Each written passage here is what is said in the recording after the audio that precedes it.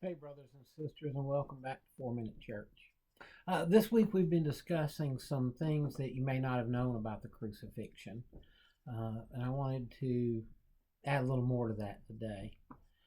We get this idea when we read about Jesus being crucified that this was some kind of oddity, that it was an exceptional thing.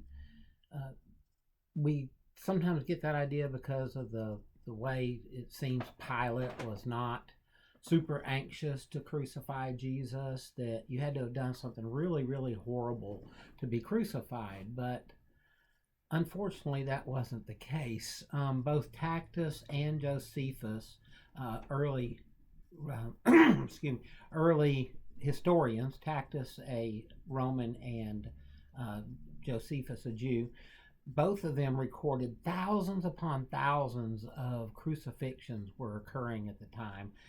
Just about the time Jesus was born, there was a rebellion, and the Romans crucified 2,000 Jews at one time.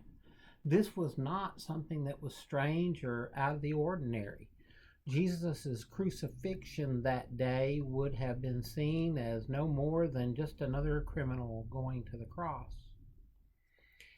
Crucifixion was the most horrible, painful, and shameful death that could ever be imagined. I think I told you once before in one of our series that the word excruciating, as in pain, comes from a Latin word that literally means from the cross. So we even had to invent a new word for how horribly painful it was. But not only that, it was extremely shameful. The crucified was stripped naked for everyone to see.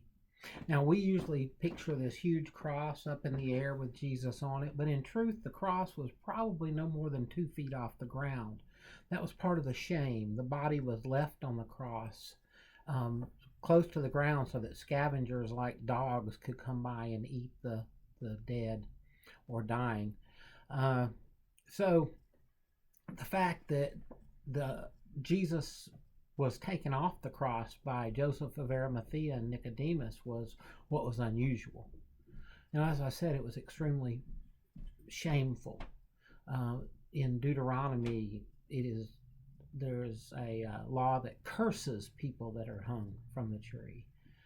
And so that is why Paul tells the church at Corinth that the cross is a stumbling block to Jews because of this Deuteronomy verse that says it is a curse, and it's foolishness to the Gentiles because the Gentiles believed in polytheism, multiple gods, and none of those gods were dumb enough to get stung to a cross.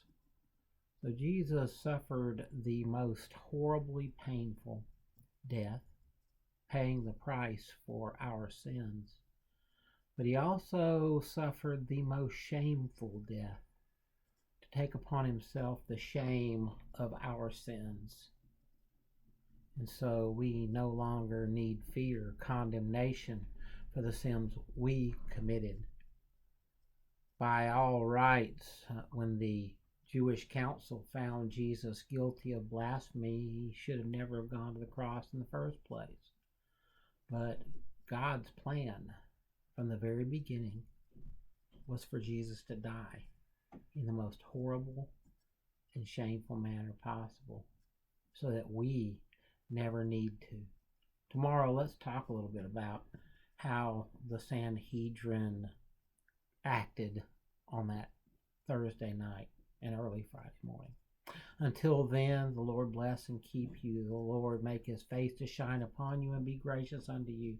The Lord lift his countenance upon you and give you peace. Peace out. Love you, friends.